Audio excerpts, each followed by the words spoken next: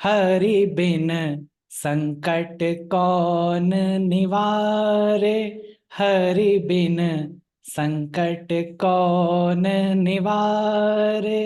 साधनहीन मलीन दीन मैं। तो जज साहब को लगा कि रघुनाथ जी को इनके गांव के आदमी होंगे, तो बोला कि ठीक है केवट, तुम जाओ और तुम अगली तारीख को आना। केवट वहां से चला गया। जज साहब ने अपने खर्चे से रघुनाथ जी के नाम पे सम्मन जारी कर दिया। चाल लटपटी सी एक वृद्ध की झुकी सी देह, दुपटी फटी सी शीस सर धाये हैं। हाथ में छड़ी पड़ी तुलसी की माल लिए, माथे पर रोली चारू चंदन लगाए हैं। साहब के सामने विनीत चपरासी के साथ आज रघुनाथ जी गवाह बने आए हैं। तो ये जो कहानी है, ये कहानी है जज प्रसंग के नाम से। इसमें हर एक कैरेक्टर जो है वो पाइसेन और वर्गो को रिप्रेजेंट करेगा। ठीक है, हर वो कैरेक्टर दोनों में से किसी एक को रिप्रेजेंट करता है। ठीक है, so will see what the story is. तो कहानी है वृंदावन की। वृंदावन में एक सन्यासी रहते थे। ठीक है, वो सन्यासी को जब भी लोग देखते तो वो बोलते हैं कि जज साहब आ रहे हैं, जज साहब आ रहे हैं। ठीक है, तो जज साहब को जब भी देखते कि लोग सब सोचने लगे कि ये जज साहब क्यों कहते हैं इनको। तो उन्होंने साधु महात्मा तो बोले कि ये साधु अभी हो गए, पहले ये जज ही थे। तो सब लोग पूछा कि जज क्यों, जज थे तो साधु क्यों हो गए। तो बोले कि जब ये जज थे तो ये एक दक्षिण भारत के एक छोटे से कस्बा नुमा गांव में ये जज थे, और वहां पे वहां की लोक अदालत में ये बैठा करते थे। ठीक है, उसी गांव में एक आदमी रहता था जिसका नाम, एक केवट जाति का, याद रखना केवट जाति का नाम था, और उसका नाम लोगों ने भोला रख दिया था। उसका नाम भोला इसलिए रख दिया था क्योंकि वो इतना, जब भी उससे कोई चीज पूछते ना कि भैया ये बात कैसी है, तो बोलता था कि मैं तो ना जानू, रघुनाथ जी जाने, मैं तो कुछ भी नहीं जानता। उससे बोले भैया ये वाली पर्ची कहाँ मिली, भैया मैं तो नहीं जानता, रघुनाथ जी जाने। तो हर वो बात में उसका दिन भर बस रघुनाथ जी जाने, रघुनाथ जी जाने, वैसा उसका पर्सनैलिटी था। तो सबने उसका नाम रख दिया भोला। अब भोला की एक पुत्री और दो पुत्र थे, पत्नी का देहांत हो गया था। तो जब पुत्री बड़ी हुई, विवाह के लायक हुई, तो उसका विवाह कराने के लिए उसके पुत्रों ने कहा कि आप जा करके साहूकार से कर्जा ले लीजिए ताकि हम बहन का विवाह करा सकें। तो भोला गया, साहूकार से रुपया लिया कर्ज के रूप में। 1,000 रुपए का कर्ज लिया उसने। कर्ज की दर तय हो गई। कर्ज ला करके उसने अपने बिटिया का शादी कराया, और शादी कराने के बाद जब बिटिया विवाह होकर के चली गई घर, तो उसने अपना घर त्याग दिया, और वो उसी गांव में एक छोटा सा मंदिर था रघुनाथ जी का, वहीं पे वो रहने लगा। ठीक है, और जब वो वहां पे रहता तो हर जीवन उसका केवल रघुनाथ जी हो गया। तो जब भी वो झाड़ू लगाता तो रघुनाथ जी की तरफ देखता, जब भी खाना बनाता तो रघुनाथ जी की तरफ देखता, जब भी बर्तन मांजता तो भी रघुनाथ जी करता रहता। सारा जीवन उसका रघुनाथ जी हो गया। ठीक है, मंदिर में वो रहता। इधर बच्चे बड़े हुए, बच्चों ने पैसा ला करके भोला को दिया, केवट को दिया, और केवट को बोला कि आपने उधार लिया था, जाकर के इसको चुका दे। तो केवट ने वो पैसा लिया और जा करके वो साहूकार को दे दिया। साहूकार को जब वो पैसा मिला तो साहूकार ने उसकी रसीद बनाई, और रसीद बनाने के बाद भोला को दिया कि लो भोला, इसको पढ़ो, उसमें क्या लिखा है। तो भोला की जो आदत थी, वो वैसे बोला कि रघुनाथ जी जाने, मैं तो कुछ नहीं जानता। ठीक है, तो उस साहूकार के मन में चोर आ गया। उसने सोचा इससे और पैसे लिए जा सकते हैं। तो उसने कहा कि बोला तुम एक काम करो, एक गिलास पानी लेते आओ अंदर से।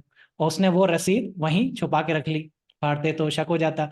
ठीक है, उसने दूसरी रसीद में कुछ ऐसा ही रेखा खींच उच करके उसको दे दी कि ये लो तुम्हारी रसीद, ले जाओ। अब वो आया अपना रसीद लेकर के, और जा करके रघुनाथ जी के चरणों में उसको रख दिया। ठीक है, और रख करके वो अपना फिर मगन हो गया, रघुनाथ जी उसका दिन भर जीवन। ठीक है, अच्छा, इधर साहूकार ने भोला के ऊपर, केवट के ऊपर केस कर दिया। केस कर दिया, और केस करने के बाद भोला को बुलाया गया। ठीक है, बुलाया गया कोर्ट में। तो जब उसी कोर्ट में बुलाया गया जिस कोर्ट में यही जो जज जो सन्यासी हो गए थे वो वहां पे थे। ठीक है। तो अब वो जज साहब भोला को बुलाते हैं और पूछते हैं कि कहो केवट, तुमने पैसा रुपया लिया था? तो बोला कि हाँ साहब, हमने कर्जा रुपया लिया था। तो बोले कितना लिया था? बोले 1,000 रुपया लिया था।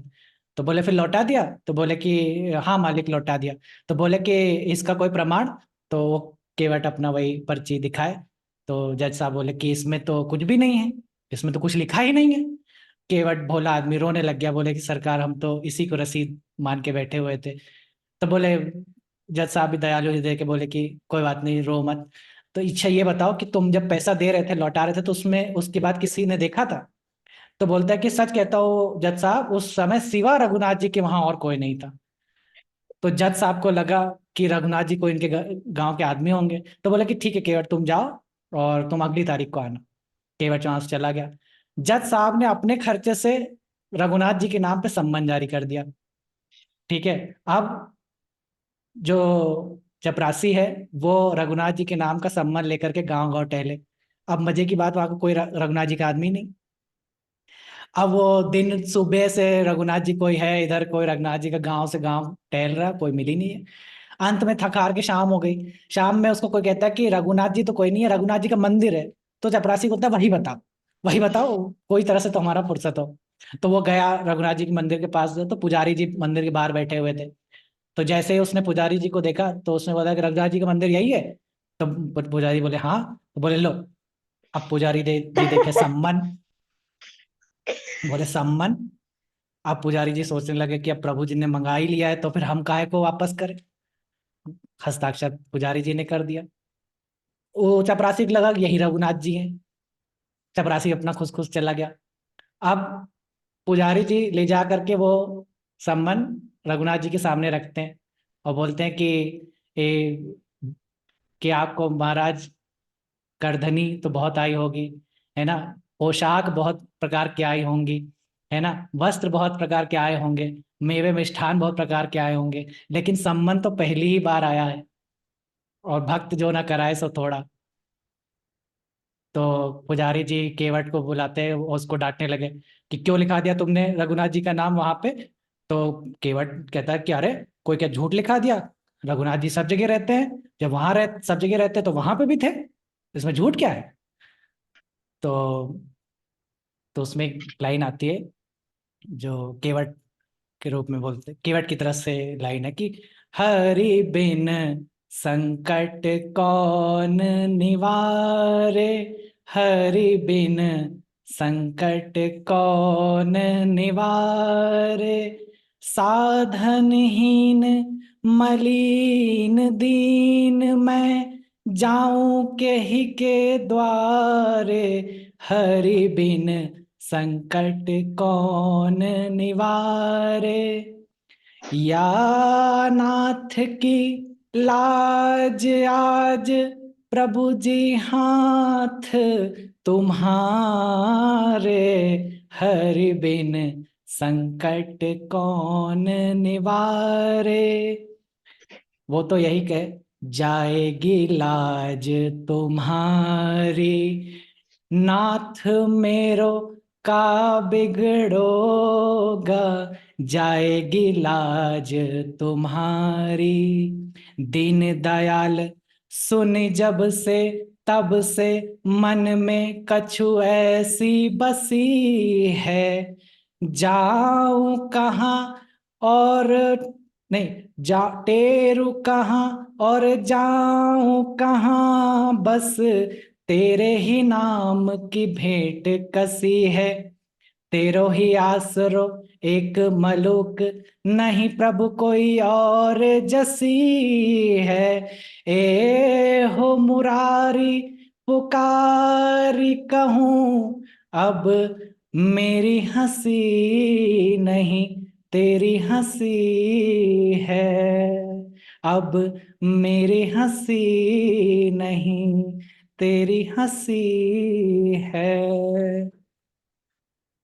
तो ये केवट गा रहा है कि अब मेरी हंसी तो है नहीं रघुनाथ जी, आप ही की हंसी है। और मेरी लाज नहीं जाएगी, आप ही की लाज जाएगी जाएगी। तो ठीक है। तो अब सम्मन तो आ चुका था, तारीख निश्चय हो गई। पुजारी जी ने केवट को एक दिन पहले ही बोला कि केवट तुम आज ही जाओ। अब रघुनाथ जी की तो रघुनाथ जी जाने। ठीक है, तुम केवट एक दिन पहले ही अपना निकल गया कोर्ट के लिए। अगले दिन पुजारी जी सुबह जल्दी उठे, नहाए धोए, भगवान को नहलाया धुलाया, जल्दी जल्दी जा करके किचन में कुछ ना कुछ बनवाए, और नए वस्त्र निकाले भगवान जी के लिए। और जा करके पुजारी जी रोने लग गए, रघुनाथ जी के सामने जा करके बोले कि प्रभु जी, आपको जो पोशाक अच्छी लगे वो पहन के जाना, मगर जाना जरूर, क्योंकि उसका आपके सिवा कोई और है नहीं। इधर केवट जो है वो पहुंचा कोर्ट में, तो जज साहब उसको बोले कि कहो केवट, तुम्हारे गवाह कहाँ हैं? तो केवट की जो आदत थी, बोले कि महाराज जी वो तो सब जगह रहते हैं, यहीं कहीं होंगे। तो जज फिर भी ना समझे, जज बोला कि चपरासी को बोला कि आवाज लगाओ। तो बोले, रघुनाथ हाजिर हो, रघुनाथ हाजिर हो, रघुनाथ हाजिर हो। ये तीन नारे जो लगाए हैं, तो क्या देखते हैं कि चाल लटपटी सी, एक वृद्ध की झुकी सी देह, दुपटी फटी सी शीस सर धाये हैं, हाथ में छड़ी पड़ी तुलसी की माल लिए, माथे पर रोली चारू चंदन लगाए हैं, साहब के सामने विनीत चपरासी के साथ आज रघुनाथ जी गवाह बने आए हैं। रघुनाथ जी गवाह बन के आए। साहूकार जो था, सेठ था, वो चौंका, ये कौन आदमी है? जज साहब ने पूछा, कहो आपका ही नाम रघुनाथ जी है? तो बोले हाँ, मेरा ही नाम रघुनाथ जी है। तो बोले कि आप थे वहां पे जब केवट ने रुपया दिया? तो बोले कि हाँ, केवट ने रुपया दिया था। तो बोले किसका कोई प्रमाण? के प्रमाण, साहूकार ने रसीद भी लिख ली थी। वो रसीद आज भी इनके घर के अलमारी, बीच वाली अलमारी में रजिस्टर नंबर 32 में रखी है। सही सलामत इन साहूकार को यहीं रखा जाए और रसीद को धुड़वाया जाए। तो चपरासी गए, रजिस्टर मिल गई, रसीद उसी के अंदर सही सलामत मिल गई थी। ठीक है। तो जब ये सब हुआ तो तब तक रघुनाथ जी चले गए।